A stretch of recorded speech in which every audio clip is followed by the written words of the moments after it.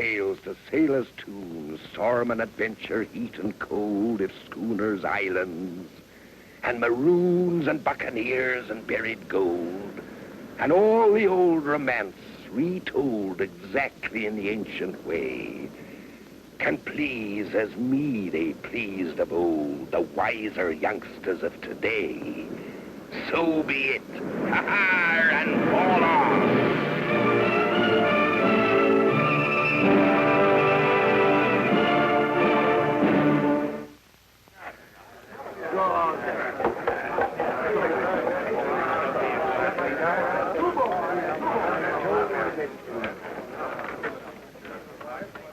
Where's Jim? Harry, he's out sailing his little new boat. Boat, that's all I get out of the lad. You be a female, Purity, and the love a boy has for his first boat be beyond your understanding. Why, 'tis like a dream come true. Well, it's Jim's dreams I be afeard of. Since the day you give him that sloop, the lad's not been himself anymore. Aye, he be Christopher Columbus, watching America loom up through the mist. He be Drake, singeing the beard of the King of Spain. He be Flint himself, closing in to boredom. You've heard all this from Jim? No. I were once a lad myself, too. And never grew up. Men be no better than children. Where'd they be without women to anchor them to earth? Now, don't tell me that women don't have dreams, too. They have dreams, different dreams, quite different, like marriage. Well, I think I'd better be going. And a little home and babies, practical dreaming. Well, now, don't you worry about Jim. There'd be no better schoolmaster than being master at your own helm. Meaning what by that, last? Meaning that you keep him tied too close to your apron strings. Why, that little boat, it'll make a man of him. That remains to be seen.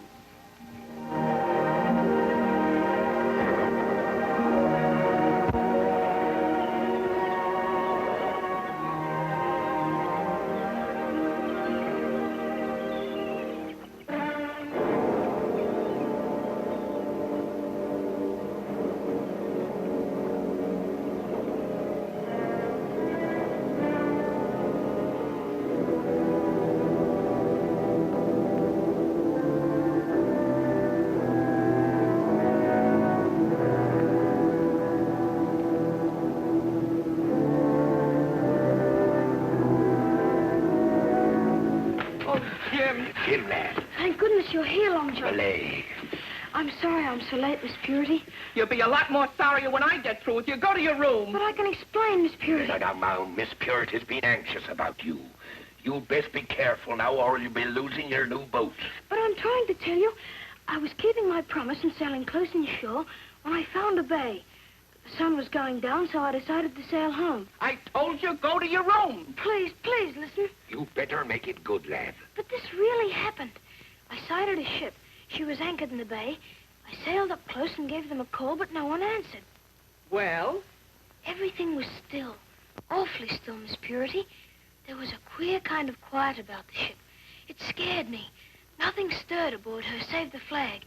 It was the Union Jack. I made the sloop fast and boarded her. Don't try to wiggle out of trouble with a yarn like this. But it's the truth, Miss Purity. It was truly a ship of dead men.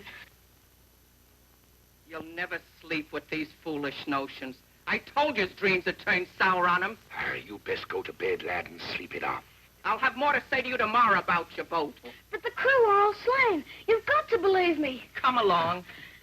Her name was Rachel, born from Liverpool. Here, hold on. There be a ship named the Rachel heading for Portobello. How do you know? It be common talk down at the harbor. Common talk. I never heard the talk, Miss Purity. I swear I didn't. I never heard the name Rachel before today. It ain't like you to lie to me, Jim lad. I'm not. I give you my word of honor. We'll settle this right now with the harbor master. But Jim's had no supper yet. I couldn't eat, Miss Purity. When I think of those poor dead sailors... Well, I'll go fetch a warm jacket. Now, don't you worry, Jim. We'll straighten this out, I promise ye.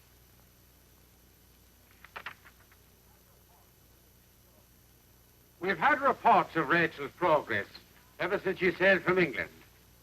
The last was off the coast of Bermuda. She was right on schedule. When be she due here in Portobello? A week from yesterday. Nearly a week? What's it to ye, Silver? What would you say if I told the harbour master that the Rachel was sighted this very afternoon in a bay not 5 miles from here? I'd say ye were a liar, which is no news in Portobello. It was I who saw her, with the cargo of dead men. You're an apt pupil, seems like, young Hawkins. I saw her with my own eyes. Whatever plot you're scheming for when Rachel does enter these waters, I'd advise ye to forget it. Now, get out of my office. Come, lad. I'll prove I'm not lying, Long John.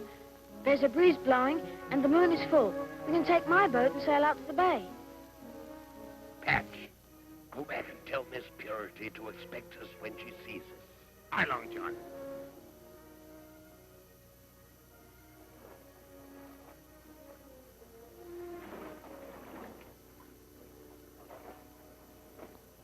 She was here. I remember that headland. This is the bay.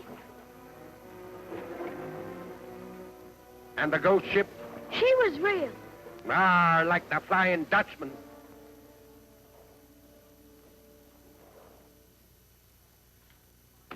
He settled at last, and a fine job I had of it. That lad be no liar. Not yet. He were expecting to clap eyes on the Rachel. He believes his own yarn. I warned you'd come to this. You filled his head with so much blood and thunder, it's turned his young brain. That lad be no liar, and I'll prove it. How? I'll lay the old yarn afore the governor. But that lad swears he was aboard the Rachel, and his word be good enough for me. You're a wily bird, Silver. But this time you've overreached yourself. The harbor master has reported to me concerning your interest in the Rachel and your use of the boy in whatever scheme you're planning. If you weren't the governor of Portobello, I'd choke those words down your throat. I am the governor of Portobello. Then do your duty and start an inquiry. On the word of the most notorious liar on the Spanish Main? This be Jim's yarn, not mine. Then either the boy has outclassed you in the gentle art of lying, or Miss Pinker is right, and your tall tales of adventure have turned his brain. As governor, I have a duty to the boy himself. Take warning, Silver, lest I decide his best welfare would be served by removing him from your care.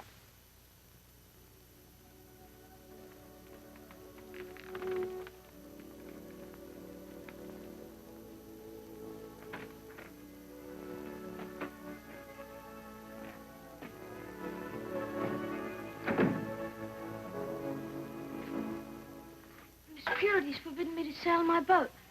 Oh, please, Long John, can't you persuade her? Last night, Jim, I laid your story before Governor Strong himself. You'll lose more than your boat if you keeps up these lies. He'll take you away from us. Long John.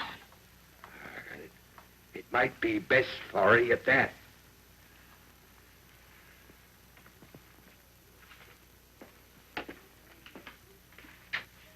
You'll believe me a week from now when Rachel doesn't sail into Portobello.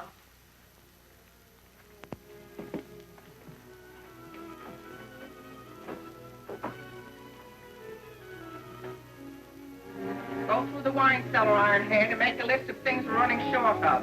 I'm Miss Purity.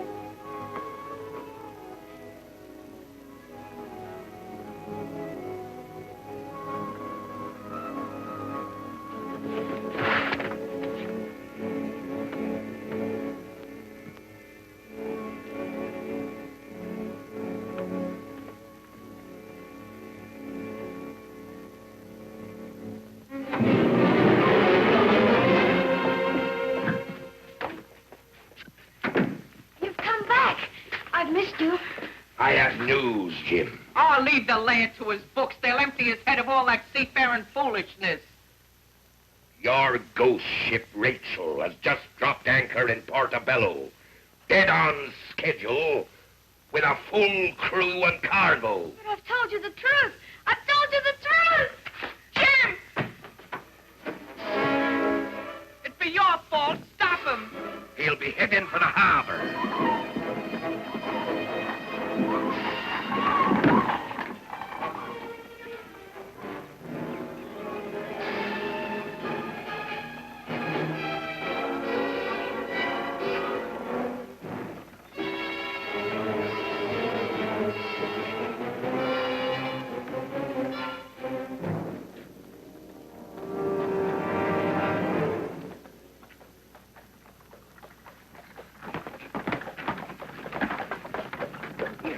Get me the governor's carriage. Oh? He mustn't see you. You get out of sight. Why? Do as you're told now, you young swab.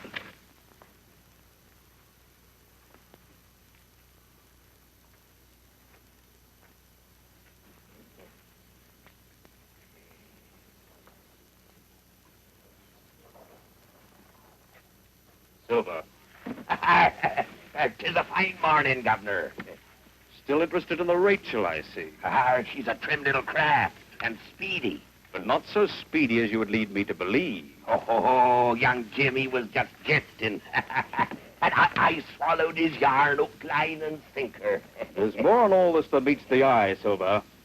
Stay away from these docks until the Rachel sails, understand?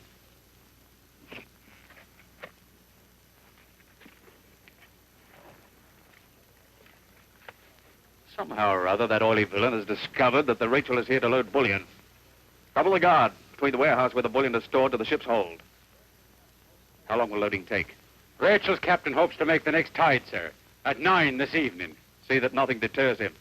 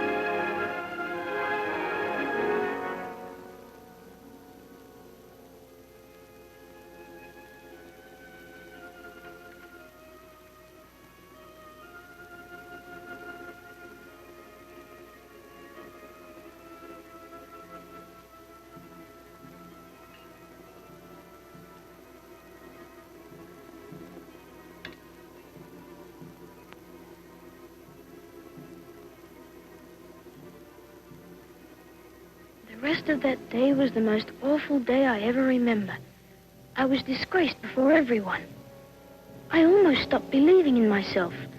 I wondered if I had imagined it all. But then I knew I hadn't.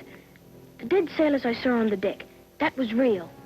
And yet, Rachel was in port, right on schedule. The dead men were all alive again. How could it be so?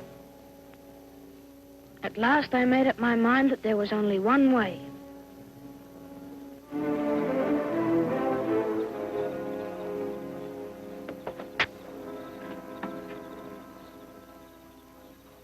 Out. On from the Rachel. Give the password. Charlie. Go ahead.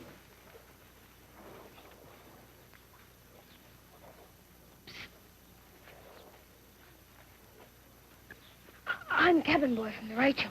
Password. Charlie. All right.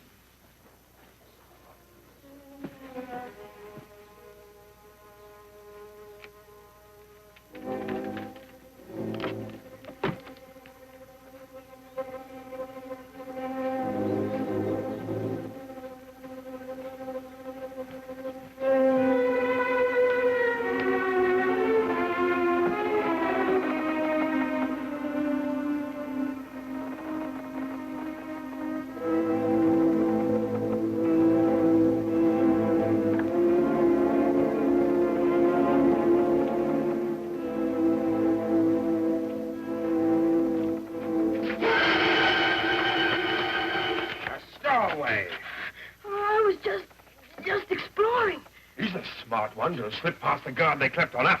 We'll let the captain judge what to do with you. Aye.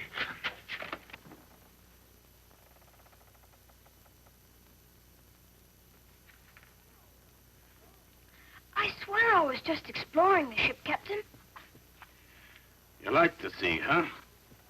We'll soon be seeing it at close quarters.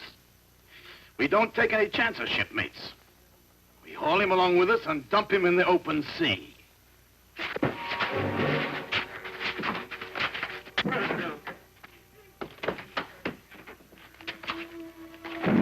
You're amidship. The one of you yells and save your breath.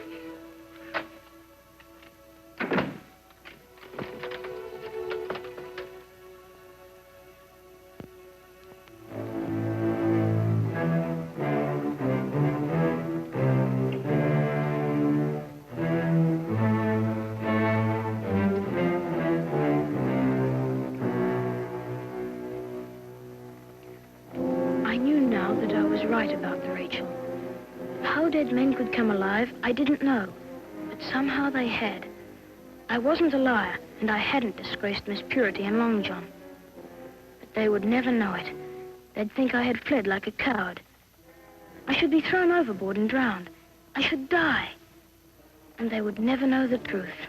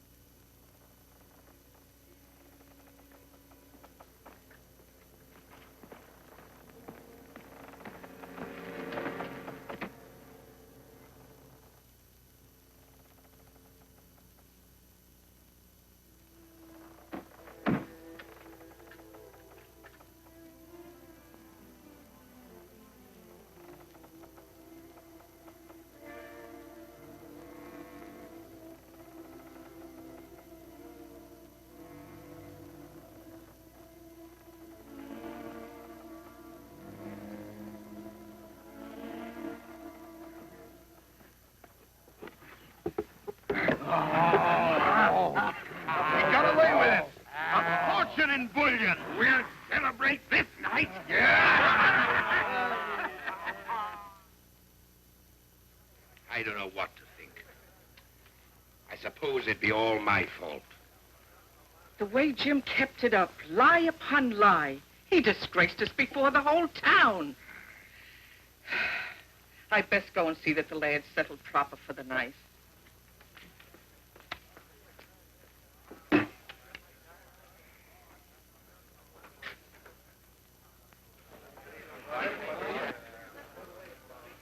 Captain Silver, His Excellency the Governor demands your presence immediately. What be the charge? Long John! Long John! Jim's gone! He be gone! He's run away! He'll be aboard the Rachel for certain.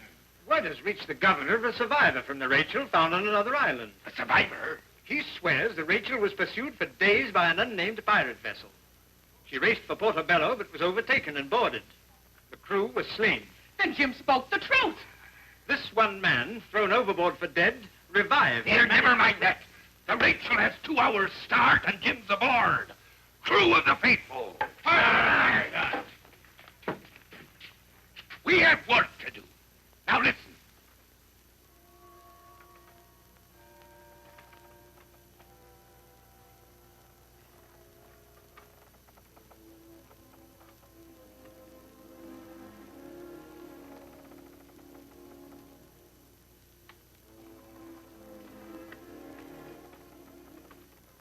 All the way there.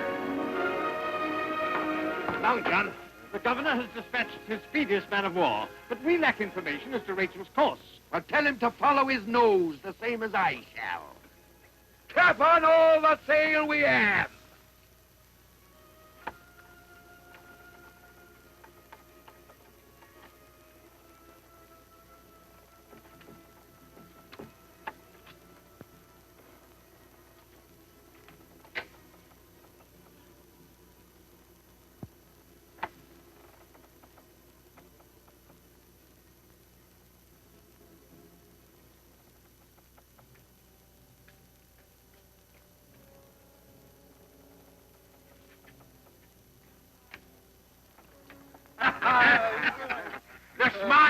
skipper in the brotherhood. Throw to the fish, Rufus. Maybe it'll join its real owner in the belly of a shark. Or Bold Andy the swell. Aye, Old Andy almost spoiled everything getting drunk while we was anchored in the bay. And him the only watch left aboard. They were all I could spare. All other hands were busy sinking our own ship. Down she went without a trace. Now we're cleared away with the bullion and no one the wiser.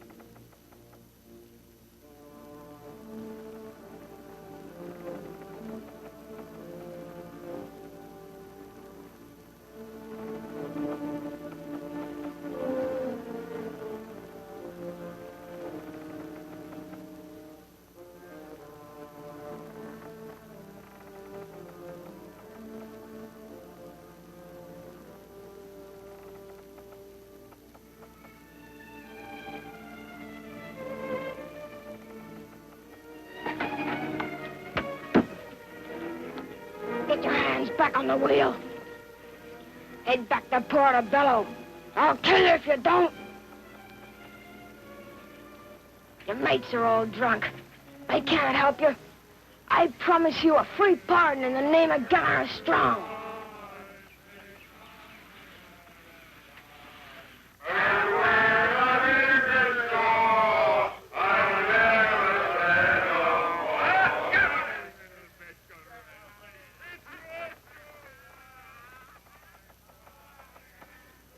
Portobello Harbor, away to larboard, sir.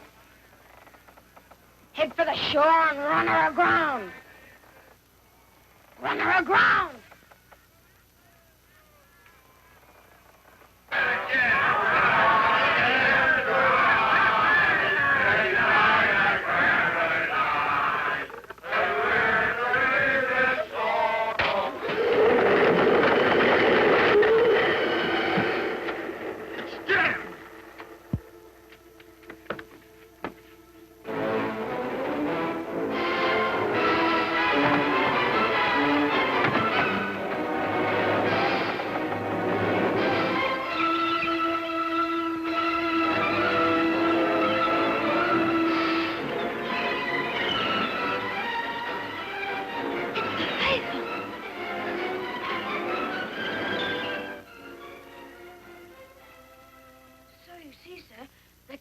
By seaward, Long John bars their way.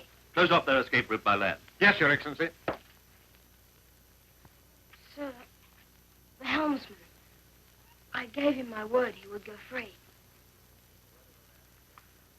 The word of a lad who never lies. Eh, Jim? Come along.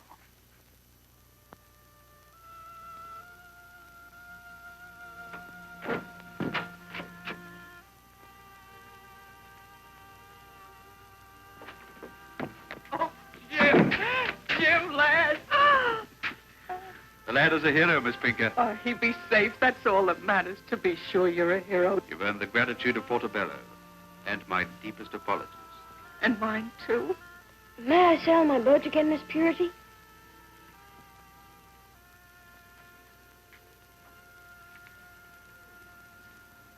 Long John! I know. The whole coast is singing your praises, lad. Now, if you'll apologize to Jim here for doubting his word, Which I've already done. then I'll overlook the slight you made about my own honesty. Off to bed now, Jim. You must rest. Good night, Miss Purity. Good night, Long John. Good night, lad. Bless you. What happened to your hands, Long John? They're calloused from carrying just a few casks of bullion aboard before the governor's man of war commandeered the lot. So the next time I puts to sea, I'll not be needing your help, I'll provision my own ship.